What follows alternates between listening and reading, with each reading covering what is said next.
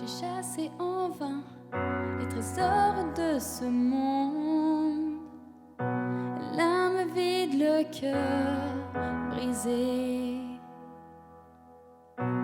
Tu m'as vu errant sur les routes de ma honte, mais tu n'as pas laissé tomber. Quel amour a bien pu inciter ton cœur à courir après le mien? Et ma vie avait-elle autant de valeur pour que les clous percent tes mains?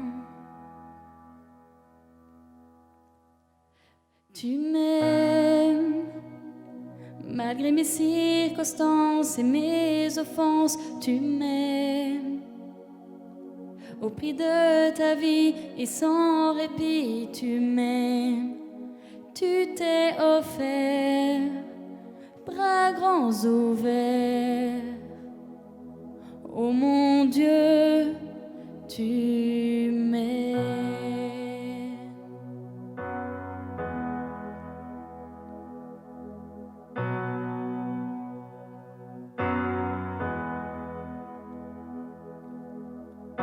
Tu as fait preuve de tant de grâce à mon égard, lorsque tu as tout accompli. Mais ta mort n'était pas la fin de l'histoire. Tu es revenu à la vie et tu me ramènes à la vie, car tu m'aimes. Malgré mes circonstances et mes offenses, tu m'aimes. Au prix de ta vie et sans répit, tu m'aimes. Tu t'es offert, bras grands ouverts. Oh mon Dieu, tu m'aimes. On a accepté d'être acheté sur le bois, que le ciel détourne son regard de toi. Tu t'es battu pour moi, Jésus. Oh mon Dieu, tu m'aimes. Oh mon Dieu, tu m'aimes. Oh mon Dieu, tu m'aimes. Oh mon Dieu, tu m'aimes.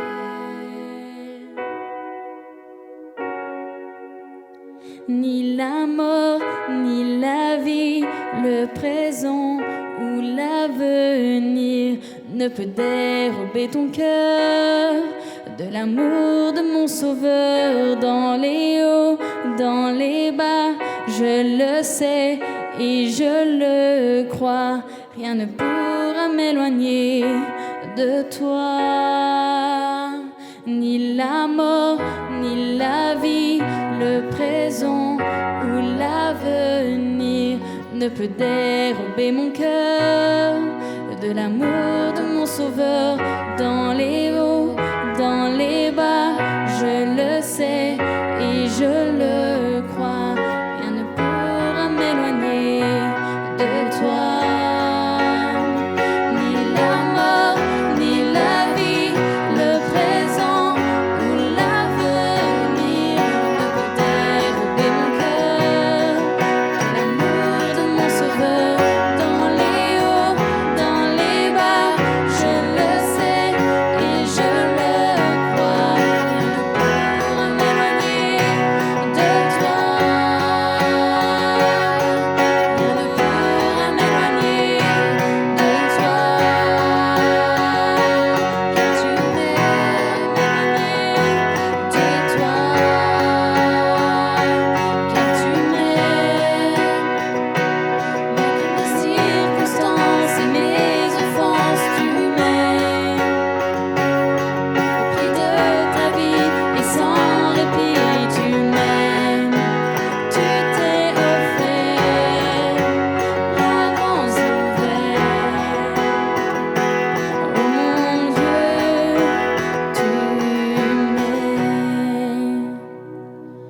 Je n'ai rien afin de mériter ta grâce, dans laquelle mes péchés et mes hontes s'effacent depuis toujours et pour toujours. Oh mon Dieu, tu m'aimes.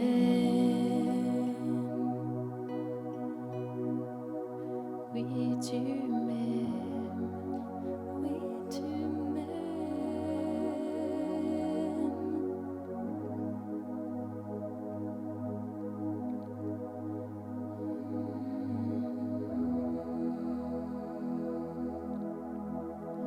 Tout ce qui est en toi n'est que grâce. Tout ce qui est en toi n'est qu'amour. Tout ce qui est en toi n'est que grâce. Tout ce qui est en toi n'est qu'amour. Tout ce qui est en toi n'est que grâce. Tout ce qui est en toi n'est qu'amour. Tout ce qui est en toi, tout ce qui est en toi n'est qu'amour. Oui, que ce matin nous puissions vraiment recevoir cet amour, cette grâce tout à nouveau dans notre vie. Elle nous rafraîchit, elle vient nous rejoindre. Là où on en a besoin ce matin, Dieu vient te rejoindre.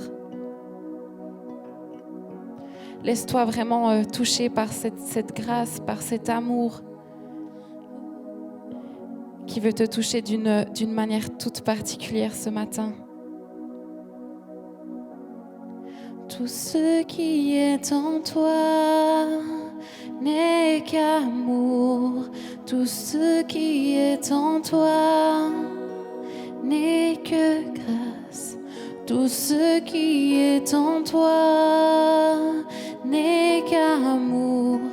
Tout ce qui est en toi n'est que grâce.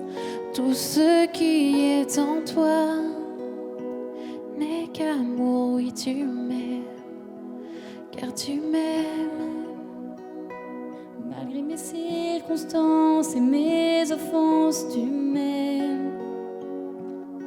Au prix de ta vie et sans répit, tu m'aimes. Tu t'es offert, bras grands ouverts. Oh mon Dieu, tu m'aimes.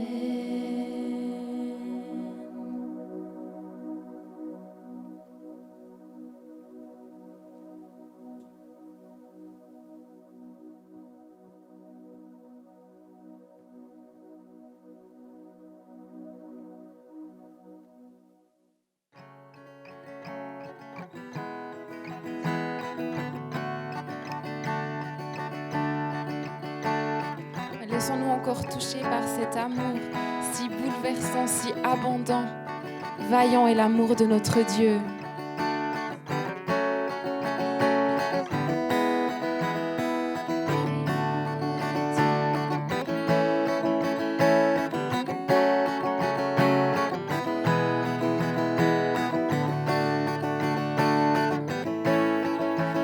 Si bouleversant, surabondant, vaillant est ton amour.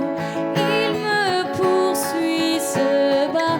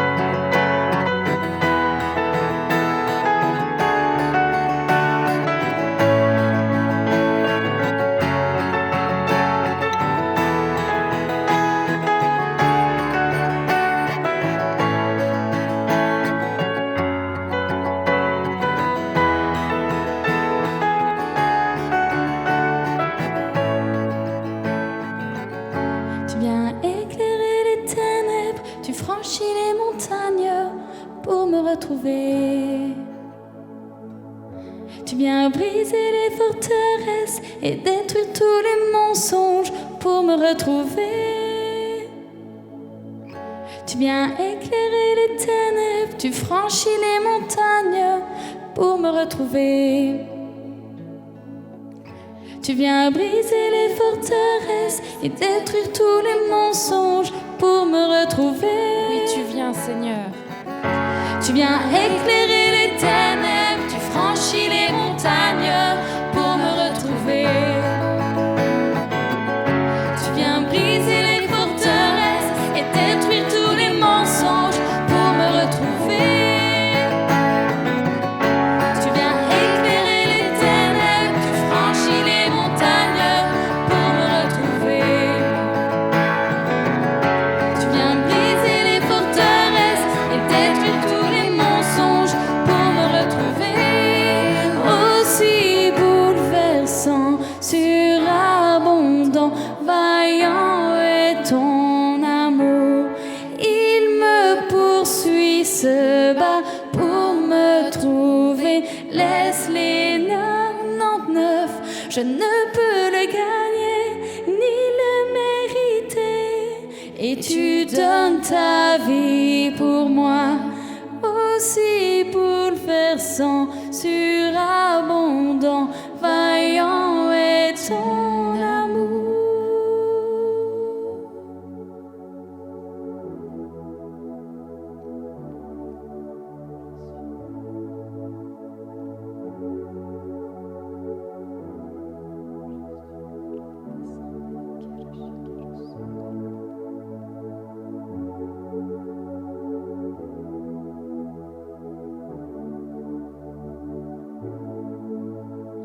Oh Dieu, tu es merveilleux. Je recherche ta face. Quand ton regard est posé sur moi, je suis rempli de ta grâce. Oh Dieu, tu es merveilleux. Je recherche ta face. Quand ton regard est posé sur moi, je suis rempli de ta grâce.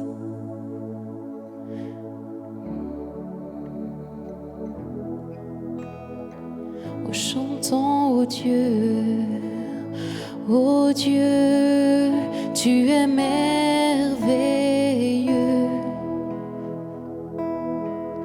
Je recherche ta face.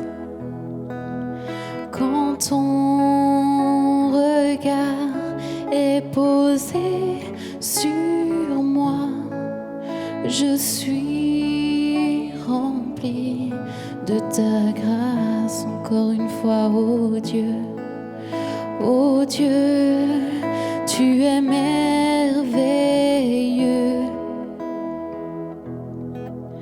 Je recherche ta face. Quand ton regard est posé sur moi, je suis rempli de ta grâce. Oh oui, je suis rempli de ta grâce. Je suis rempli de ta grâce. Oh,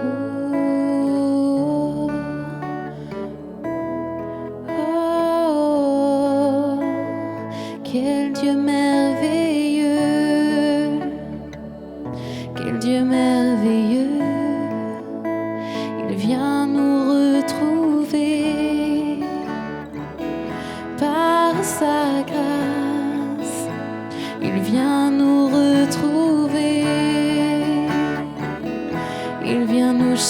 chercher.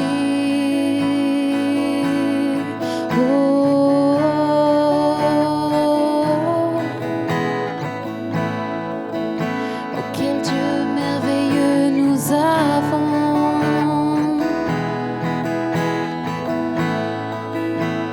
Chantons au Dieu merveilleux.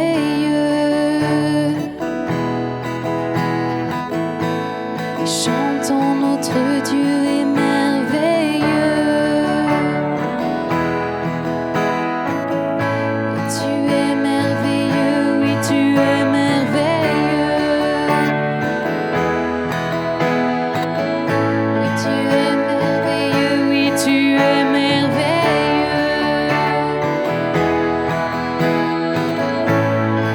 Oui tu es merveilleux.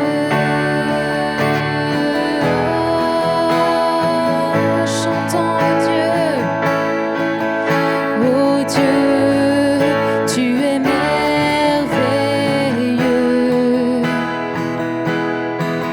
Je recherche ta face.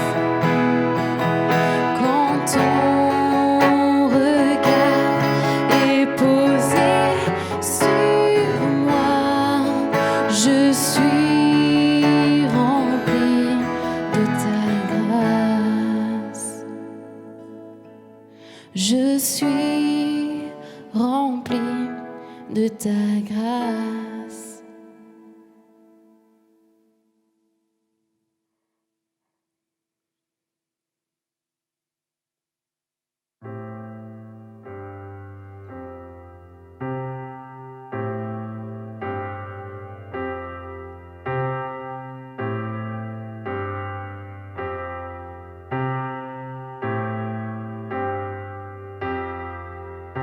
Maintenant qu'on a été plongé dans la grâce de notre Dieu, j'aimerais vous inviter vraiment à proclamer ces paroles. Prenez vie. Et vraiment que nous puissions proclamer dans nos vies, dans la vie de nos proches, que tout puisse reprendre vie dans le nom de Jésus. Prenez vie, que les eaux prennent vie. Prenez vie, que les eaux prennent vie. Éveillez-vous à sa lumière. Prenez vie. Je vais chanter aux eaux secs jusqu'à ce qu'ils vivent à nouveau et que les vallées fleurissent comme une rose au soleil.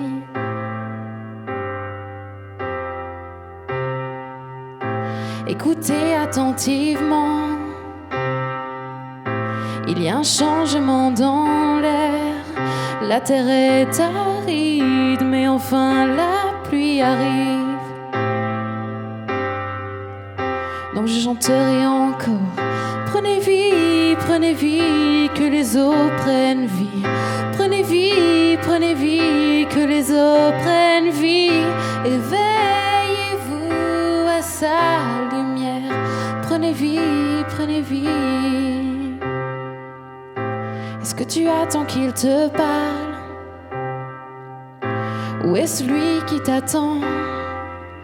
Mais quand les quatre vents soufflent, oui, la percée est en route.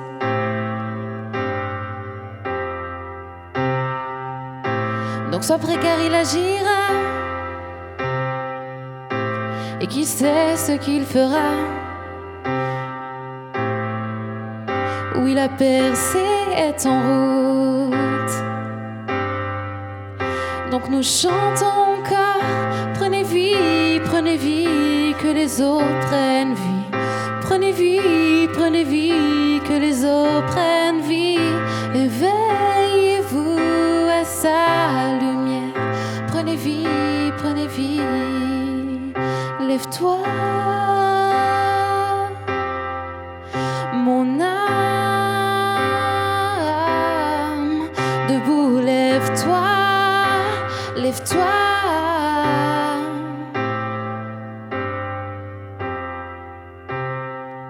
Donc laisse tes chaînes dans le tombeau et danse comme un enfant. plus à être prisonnier. Il y a une clé dans ta louange. Donc laisse ton passé derrière toi et approche-toi de sa lumière. Tu y trouveras la liberté. Donc dis à ton âme, lève-toi, lève-toi, lève-toi, lève-toi.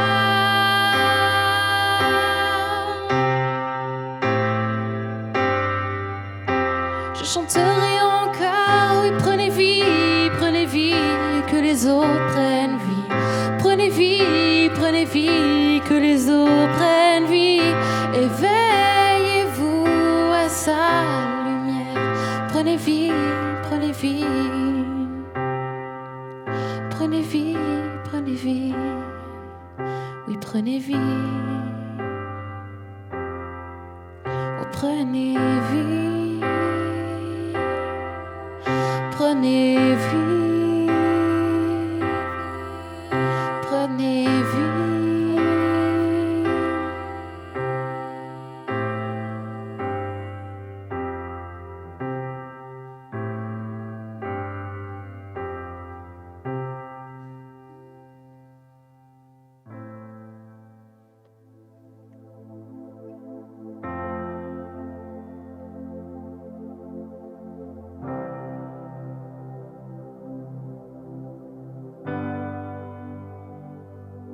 Je sens la pluie de ton amour, je sens le vent de ton esprit.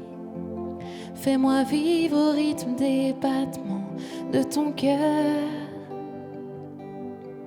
Je sens la pluie de ton amour, je sens le vent de ton esprit. Fais-moi vivre au rythme des battements de ton cœur. Oui, je sens la pluie de ton amour, je sens le vent de ton esprit. Fais-nous vivre au rythme des battements de ton cœur.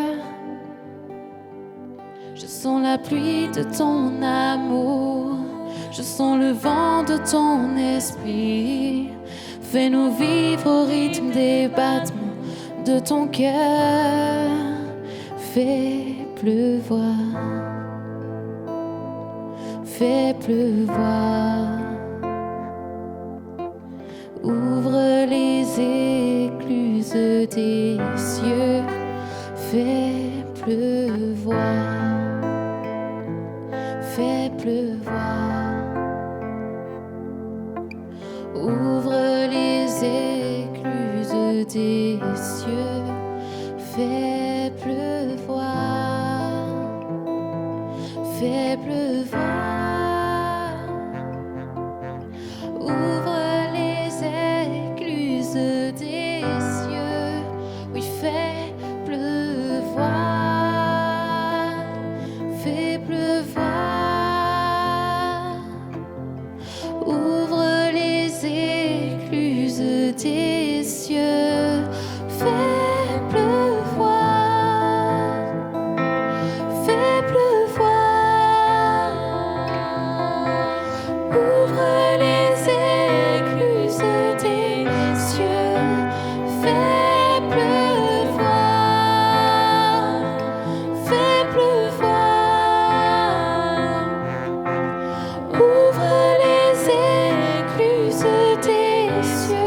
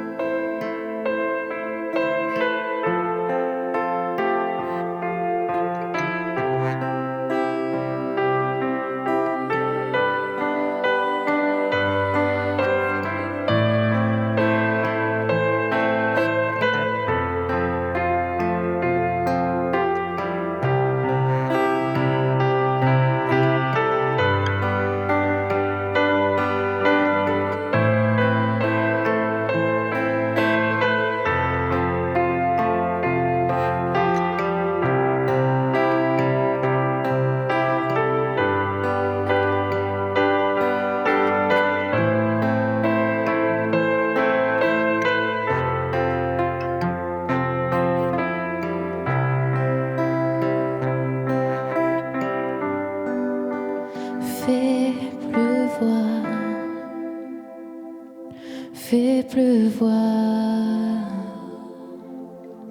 Ouvre les écluses des yeux, fais pleuvoir, fais pleuvoir. Ouvre les écluses des yeux.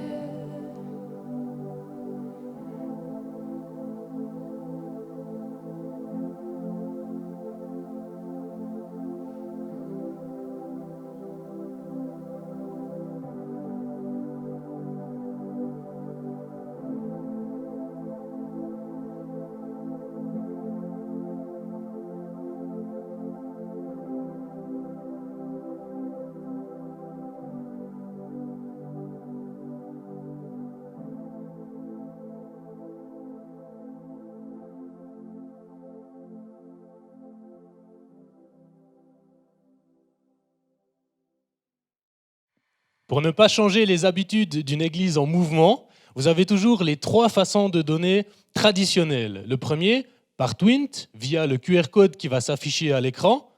Le deuxième, via le site internet, qui s'affiche également à l'écran. Sur l'onglet Données, vous trouverez toutes les références nécessaires pour un virement bancaire. Et la troisième solution, mettre votre offrande, la préparer, la mettre dans une enveloppe, mettre l'enveloppe de côté, précieusement, pour ne pas la perdre ou l'oublier, et la ramener lors de notre prochaine rencontre physique. Pour cette offrande, je lis dans Luc, chapitre 14, versets 12 à 14. Lorsque tu organises un dîner ou un souper, n'invite pas tes amis, ni tes frères, ni tes parents, ni tes voisins riches, de peur qu'ils ne t'invitent à leur tour pour te rendre l'appareil. Lorsque tu organises un festin, invite au contraire des pauvres, des estropiés, des boiteux, des aveugles, et tu seras heureux, car ils ne peuvent pas te rendre l'appareil. En effet, cela te sera rendu à la résurrection des justes. La parole ne nous encourage pas à donner dans le but de recevoir quelque chose en retour. La motivation de notre offrande n'est pas l'ambition d'un gain en retour, mais une expression de l'amour au travers de notre générosité, tout en sachant que ce n'est pas une perte. On lit dans Proverbe 19, verset 17, « Celui qui accorde une faveur aux pauvres prête à l'Éternel, qui lui rendra son bienfait. » Vous pouvez donner votre offrande ce matin en la considérant comme un prêt que Dieu va utiliser pour bénir largement.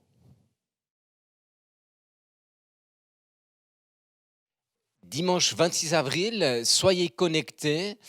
La célébration aura lieu à partir de 10h, donc soyez en ligne pour ce temps excellent que nous pourrons à nouveau vivre. Nous continuons les cultes sous cette forme durant la période du confinement, il va de soi. Nos activités d'église sont toutes en stand-by, ce qui est normal. Nous respectons les directives fédérales.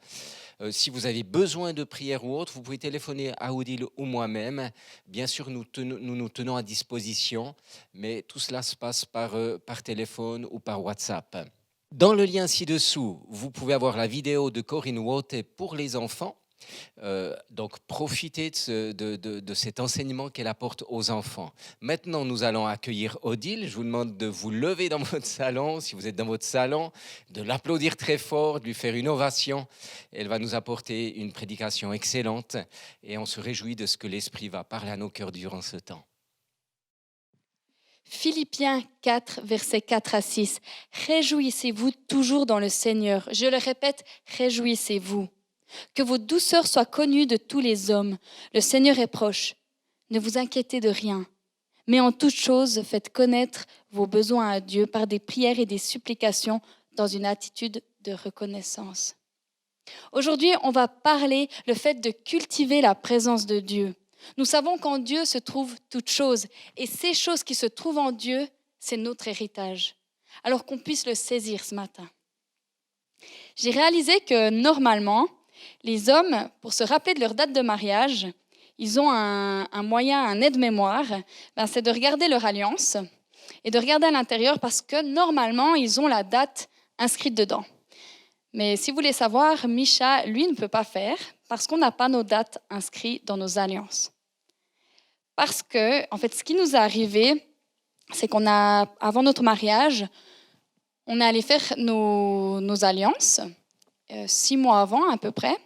Et 2 semaines avant notre mariage, la dame qui nous a fait nos alliances nous appelle et nous dit « En fait, je dois vous dire quelque chose, j'ai envoyé vos alliances pour la gravure, le graveur me les a renvoyées, mais en 25 ans de métier, c'est la première fois que ça m'arrive. Mais en fait, la poste vous a perdu vos alliances. » Ok, 2 semaines avant le mariage, en fait, on a rigolé. On a juste ri parce que c'était la seule chose à faire. Et il y avait eu tellement de choses avant ça. Voilà, il y avait eu des problèmes de décor. Moi, j'avais eu des problèmes avec ma robe qui avait été livrée pas 1 mois à l'avance, mais 1 semaine avant mon mariage.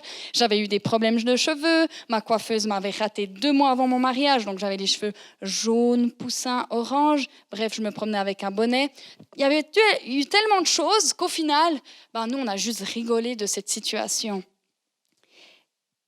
Et c'est vrai que c'est facile d'être dans la joie pour une situation aussi bête. Mais qu'en est-il d'être dans la joie dans un moment de deuil? Après une rupture, un divorce, après la perte d'un emploi, où est la joie à ce moment-là? Pourtant, Paul nous dit « Réjouissez-vous toujours dans le Seigneur ». Je le répète, réjouissez-vous. Et Paul, quand il a écrit ces mots, il était en prison. Il était en prison parce qu'il avait simplement prêché l'amour de Dieu. Il était en prison injustement. Une prison injuste. Il n'avait pas à être dans cette prison. Et humainement, Paul devait être dans une détresse face à cette situation, face à ce qu'il subissait injustement. Quelle est ta prison injuste aujourd'hui? Une mauvaise nouvelle, un diagnostic de santé, un deuil, un enfant en rébellion, un burn-out, une inquiétude, une perte de travail. Quelle est notre prison injuste aujourd'hui? Et au fond de cette prison, Paul a écrit cette lettre aux Philippiens. C'est une lettre très courte de la Bible. Courte, mais la joie en ressort beaucoup, beaucoup, beaucoup. Et il peut nous l'enseigner, car c'est ce qu'il est en train de vivre. Sa foi en Dieu est tellement forte qu'il expérimente une joie surnaturelle, une joie exceptionnelle, la joie surnaturelle de Dieu. Et Paul est un exemple dans cette prison,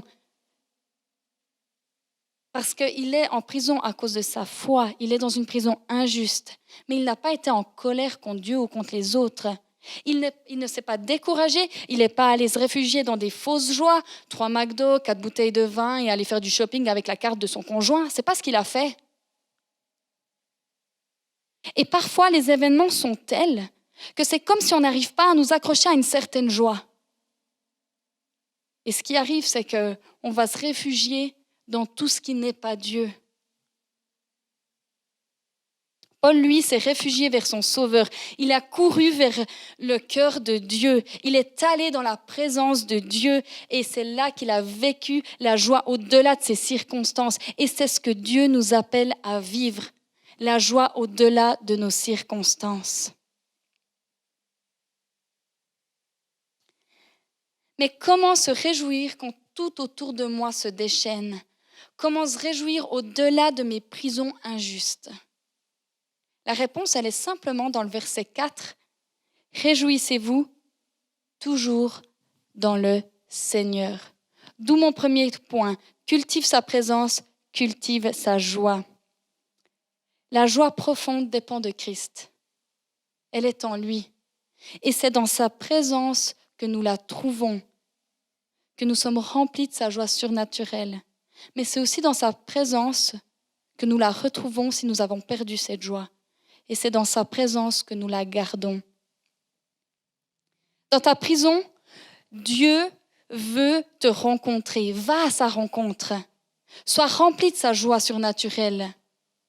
Dans tes larmes, Dieu veut te donner sa joie. Dans tes larmes, Dieu veut te donner sa joie. Et tout cela se passe dans le secret de sa présence. Le chanter, l'adorer, le prier, lui parler, lire sa parole, toutes ces choses amènent à cultiver la présence de Dieu. C'est comme un cercle. Plus je prends du temps avec lui, plus je le connais. Et plus je le connais, plus j'ai confiance en lui parce que je sais qui il est. plus j'ai confiance en lui, plus je suis remplie de sa joie. C'est comme le cercle infini de la joie, une joie sans fin. Et Paul vivait ce cercle. C'est pour cela qu'au fond de sa prison injuste, il avait la joie. La joie exprime notre confiance en Dieu. Tu peux avoir la joie dans ta prison injuste ce matin. Dans ce que tu es en train de vivre maintenant, en ce moment, Dieu veut te donner sa joie surnaturelle. Et au travers de ce texte, c'est comme si Dieu te dit, tu peux trouver la joie. Viens vers moi, tu peux la trouver. Je veux te la donner. Si tu ne connais pas Christ ce matin, j'aimerais que tu saches que cette source de joie, elle est intarissable. Il faut juste aller dans sa présence. Et on va dans sa présence en lui parlant. Comme tu parles à un ami, tu peux parler à Dieu. Ou tu peux lire la Bible. Et je peux t'assurer qu'il va te parler. Je peux t'assurer qu'il va te visiter. Pour moi qui suis née dans une famille chrétienne, j'ai toujours cru en Dieu. J'ai jamais eu j'ai jamais douté de l'existence de Dieu. Mais un jour, je savais qu'il fallait que je fasse mon propre choix. Et je voulais me faire baptiser. Donc le baptême, c'est le fait de montrer son choix de suivre Jésus publiquement. Et je m'étais environ donné une année de délai comme ça. Donc j'ai commencé à lire la Bible, j'ai lu des livres, je priais. Et un jour, Dieu m'a répondu. C'était 3 mois après mon début de délai que j'avais mis. 3 mois après, Dieu m'a répondu. Il m'a répondu d'une manière surprenante. Il m'a répondu d'une manière que je ne m'attendais pas. J'étais dans le train. Il m'a visité littéralement. Il m'a rempli d'un amour tellement fort que ça m'a rempli de joie et j'ai commencé à rire dans ce train. Et ce que j'aimerais dire avec ça, c'est que, ce qu'il faut savoir, c'est que je n'étais pas une fille vraiment très joyeuse. Je n'étais pas non plus quelqu'un qui aimait vraiment les gens. Mais ce jour-là a été un tournant dans ma vie. J'ai été remplie d'un amour inexplicable qui a fait que cet amour débordait pour les autres. Et je m'en rappelle, je suis sortie de ce train, j'étais dans la gare et j'avais envie de sauter dans les bras de tout le monde, de les prendre dans mes bras et de leur dire « Dieu t'aime ». Oh, c'est combien Dieu t'aime. Une joie surnaturelle a rempli mon cœur. Et dans la tristesse, il y a cet espoir que Dieu n'a jamais dit le dernier mot. J'ai beau pleurer, j'ai beau être dans la colère, j'ai beau être dans la détresse, il y a comme toujours cette étincelle dans mon cœur qui dit « Dieu n'a pas dit le dernier mot ». Et je souhaite pour toi aussi cette même joie, cette joie surnaturelle. Tu ne vas pas la trouver ailleurs qu'en Dieu. Je peux te l'assurer, tu ne vas pas la trouver ni dans l'argent, ni dans les amis, ni dans la fête. Arrête de perdre ton temps. Cette joie surnaturelle est juste là à ta portée de main. Il suffit de dire oui à Dieu. Et il veut te donner sa joie. Il le veut sans hésiter. La présence de Dieu t'amène dans une joie surnaturelle. Ce que Dieu veut pour nous, c'est notre bonheur. C'est son projet. Il veut qu'on soit heureux. Ce n'est pas une question de performance ou des choses comme ça. C'est juste parce qu'il nous aime. Et parce qu'il nous aime, il veut qu'on soit heureux. C'est comme un père qui aime son enfant. Il veut tout faire pour que son enfant soit heureux. C'est à l'image de Dieu. Dieu veut que l'on soit heureux. Dieu te veut heureux. Revenons au cercle de la présence de Dieu. C'est bien important de comprendre ce cercle. Parce que quand on s'éloigne de la présence de Dieu, il y a tant de choses qui peuvent nous voler notre joie. Et le but de l'ennemi, c'est que tu sois 6 pieds sous terre. Il veut que tu sois enchaîné dans les pires choses. Il haït ta joie. Il haït les gens heureux. Il veut que ta joie se transforme en colère, en tristesse, en honte, en culpabilité. C'est ce qu'il veut. Et quand on s'éloigne de ce cercle, de la présence de Dieu, il suffit d'un mauvais choix, d'un péché ou d'une prison injuste qui nous pousse à être en colère contre Dieu, contre les autres ou même contre nous-mêmes. ou le découragement pour que notre joie nous soit volée. Mais quand on cultive la présence de Dieu, quand on cultive cette présence, et si par exemple on fait un mauvais choix, le fait d'être dans sa présence nous ramène au pardon, à la grâce, à la rédemption, à sa paix, à la joie. Alors quand nous sommes dans la présence de Dieu, on a vu que nous le connaissons plus. Et quand on le connaît plus, oui, on reçoit et on reste dans la joie. Mais c'est aussi là que nous vivons un changement de caractère. Et mon deuxième point ce matin, c'est cultive sa présence, cultive son caractère. Paul nous dit au verset 5 que vos douceurs soient connues de tous les hommes. Notre douceur, c'est notre manière d'être, notre manière de parler, notre manière de vivre. Finalement, c'est notre manière d'être témoin de la douceur de Christ sur cette terre. D'être douceur envers tous. Je répète, envers tous. Et le mot douceur en grec, dans ce texte, veut dire juste, doux, indulgent et modéré. Et j'aime ce mot modéré parce qu'on sait que tout ce qui est poussé à l'extrême, ce n'est pas des choses bonnes, c'est mauvais.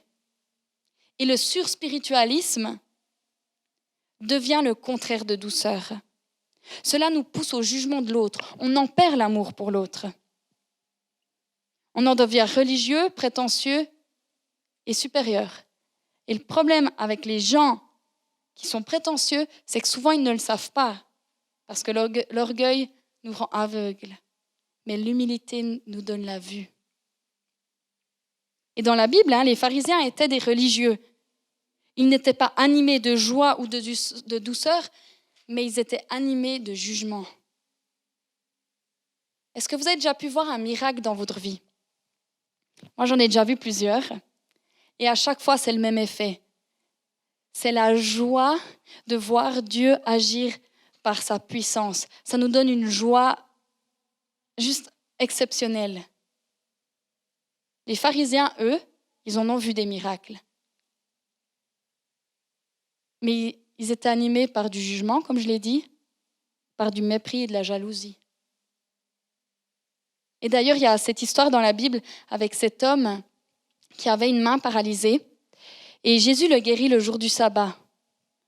On serait heureux de voir ça. Enfin, moi, ça me réjouirait de voir cet homme venir avec sa main qui avait un problème et repartir guéri. Mais les pharisiens, après cela, ont cherché à faire mourir Jésus. Le surspiritualisme commence par des choses bêtes et des petites choses, et même dans l'Église.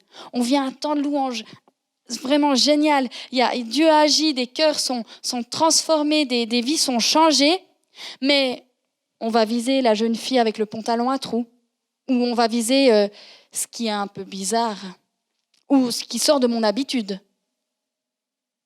Mais on ne va surtout pas parler de ce que Dieu a fait. Le surspiritualisme ne nous pousse pas dans les plans de Dieu. Dieu nous appelle à être douceurs, aimants.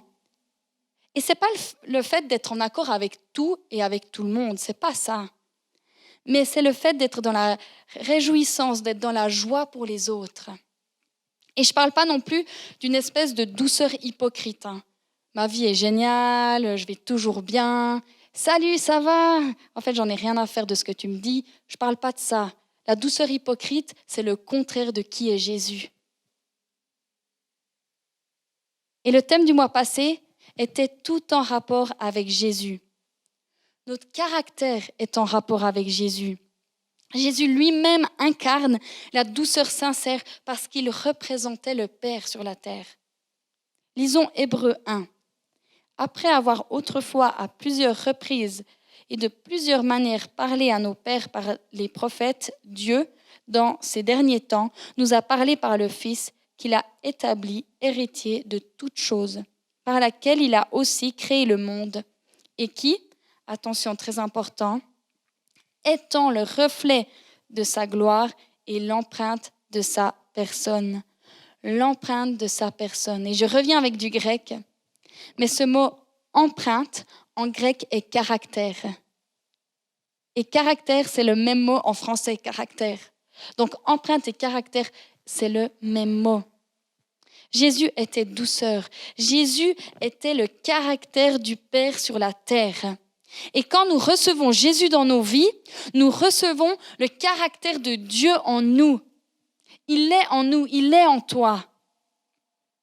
Et on a le choix de montrer le caractère de Dieu ou de montrer notre vieille nature. On a le choix. D'ailleurs, quand on voit un croyant de mauvais caractère, on voit que c'est comme s'il y a quelque chose qui joue pas, c'est comme s'il y a quelque chose qui n'est pas en accord. Et les gens de mauvais caractère sont souvent des gens toxiques. On les fuit. Mais Paul dit que votre douceur soit connue de tous les hommes. Que votre douceur soit connue de tous les hommes. Un pasteur en France racontait qu'il était dans un magasin et que le vendeur n'était pas vraiment bien. Mais ce pasteur disait, bon, j'étais chrétien, alors je ne voulais pas trop lui dire. Par contre, je lui ai bien montré avec ma gestuelle que ça n'allait pas du tout ce qu'il faisait comme boulot.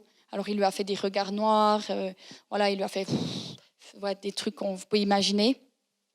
Et en sortant de ce magasin, il entend Dieu lui dire, « Tu avais la possibilité de lui montrer qui je suis, qui est Jésus, mais tu as préféré lui montrer qui tu es toi. »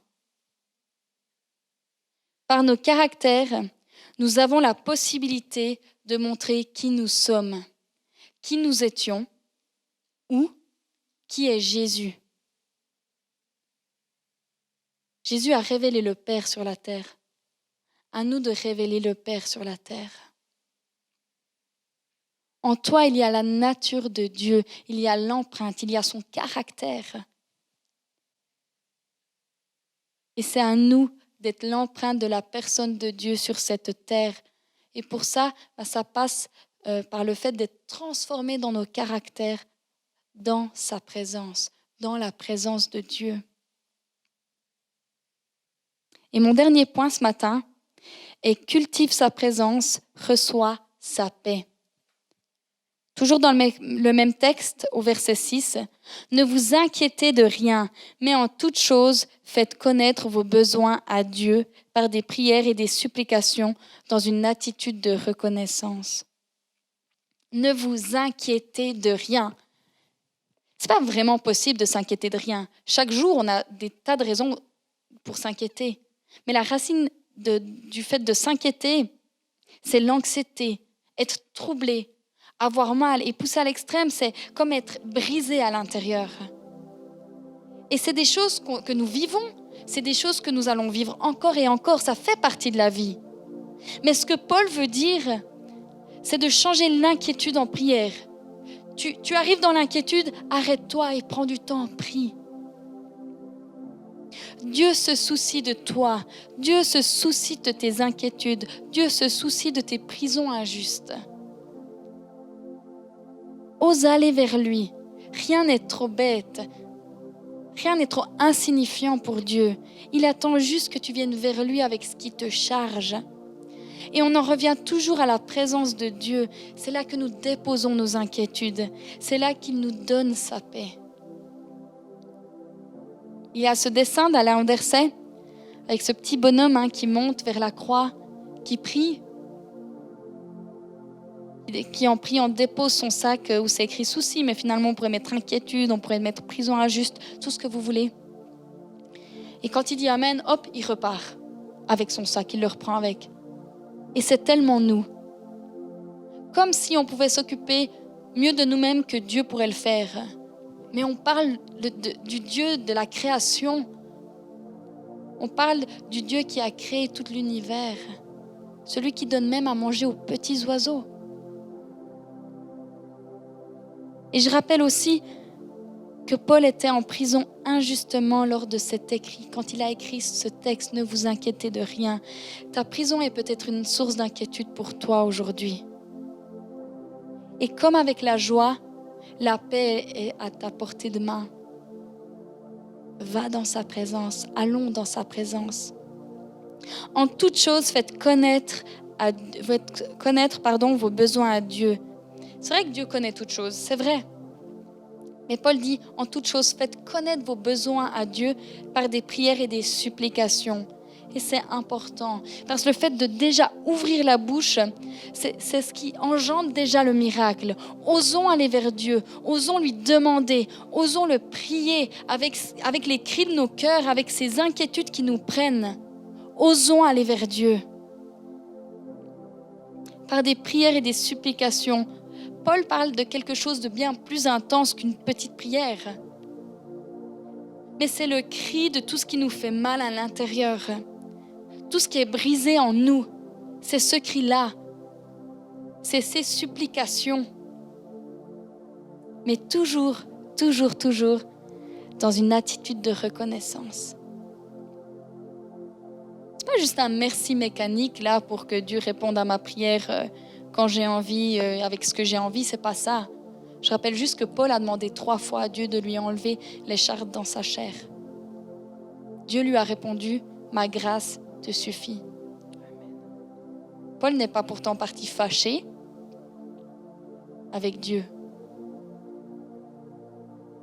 Il faut savoir que Dieu sait ce qu'il fait. Il sait ce qui est le mieux pour nous. Et c'est ça l'important. Osons aller lui demander. Lui, il sait ce qu'il fait après. Et pourquoi avoir une attitude de reconnaissance quand on est déjà dans la détresse? Et je me permets de le dire ce matin, mais même dans nos prisons injustes, même dans ce qui nous fait mal, en tant que croyants, nous avons toujours des motifs de reconnaissance et de joie parce que nous avons été sauvés par la grâce de Dieu.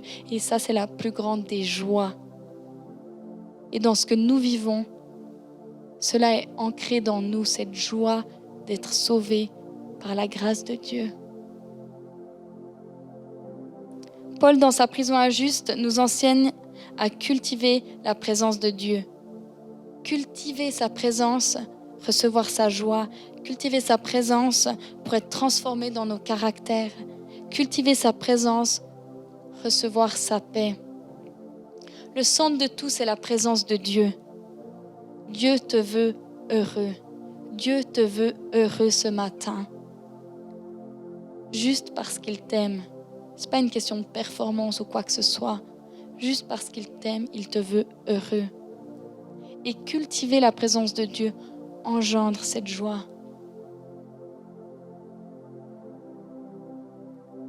Et on va prendre encore un temps de louange. Et je vous invite à vous lever maintenant chez vous. Je crois que c'est important le fait de se lever. C'est comme le fait d'oser demander. Ça engendre déjà le miracle. Et je ne sais pas où tu en es ce matin. Je ne connais pas ta prison injuste. Je ne connais pas tes inquiétudes. Je ne connais pas ton caractère peut-être en profondeur. Mais tu sais qu'est-ce que tu as besoin ce matin. Et osons demander à Dieu. Et qu'on puisse encore entrer dans sa présence ensemble là où on est, même si on est séparés, mais qu'ensemble, on puisse encore élever nos voix ce matin. Et être visité par sa joie. Être visité par sa paix.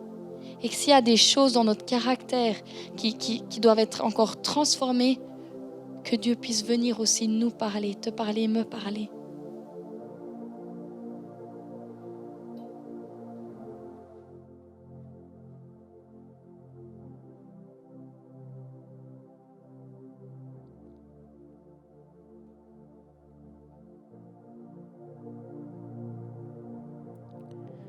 Je ne peux retourner au début, ni savoir ce que demain sera. Mais je sais que là où je suis, tu me promets d'y être aussi.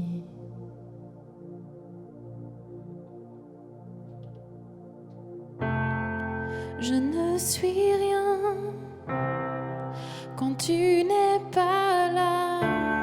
Seigneur, descends ici-bas. Ce que je veux, c'est tout de toi. ici-bas. Quand je traverse la vallée,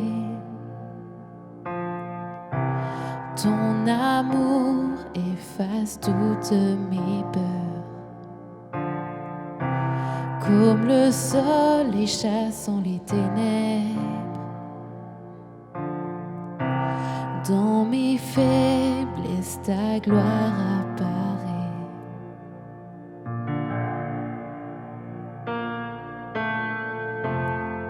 Je ne suis rien quand tu n'es pas là. Seigneur, descends ici-bas. Ce que je veux, c'est tout de toi. Seigneur, descends ici-bas.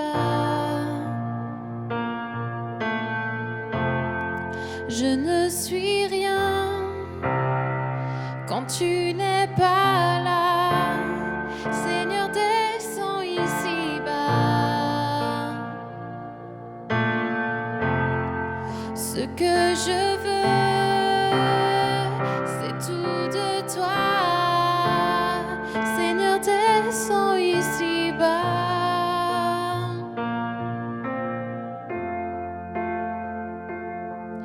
Oh oui, Seigneur, descends ici-bas.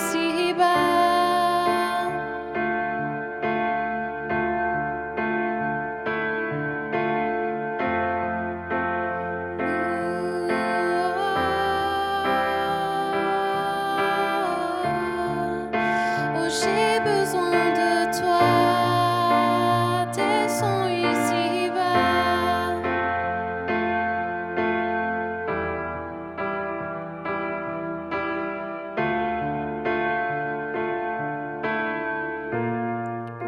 Saint-Esprit, descends, mon cœur est ouvert, le Seigneur est ici, le Seigneur est ici. Viens remplir mon cœur, que ma coupe déborde, le Seigneur est ici, le Seigneur est ici. Saint-Esprit, descends, viens remplir mon cœur. Le Seigneur est ici, le Seigneur est ici. Viens remplir mon cœur, que ma coupe déborde. Le Seigneur est ici, le Seigneur est ici. Saint-Esprit, descends, mon cœur est ouvert, le Seigneur est ici, le Seigneur est ici. Viens remplir mon cœur, que ma coupe déborde, le Seigneur est ici, le Seigneur est ici.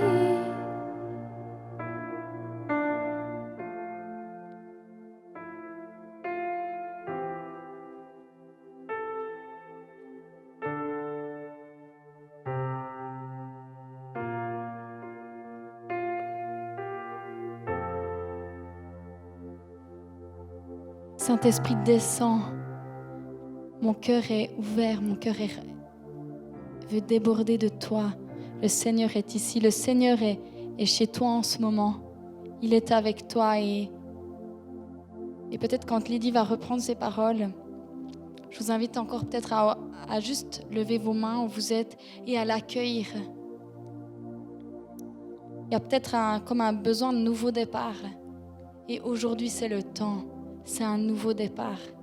Dieu veut te donner sa joie, sa paix. Dieu veut te transformer.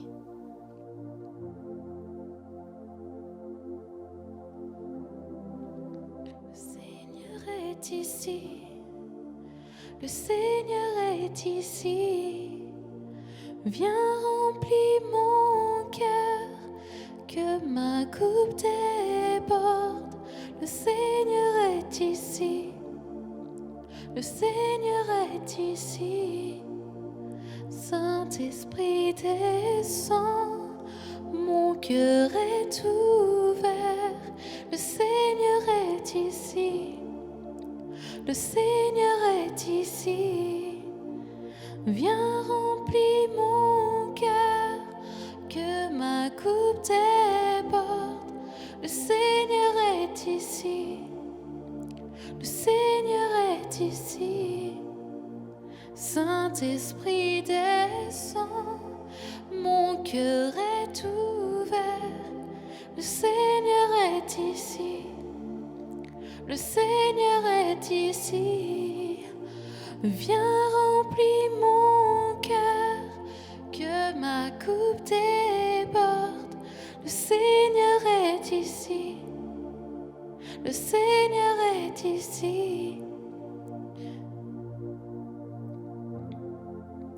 Le Seigneur est ici.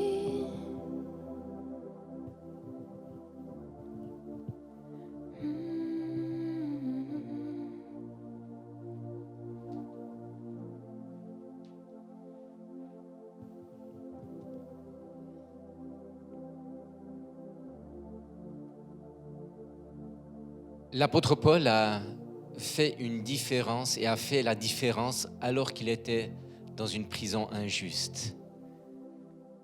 Alors qu'il était enfermé injustement, il nous a dit « Mais réjouissez-vous toujours dans le Seigneur ».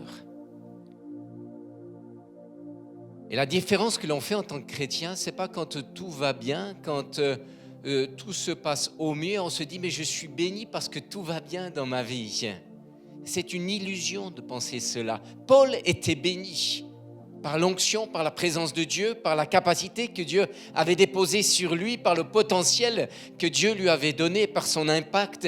Il était béni et pleinement béni de toute bénédiction spirituelle, et pourtant il était dans une prison injuste.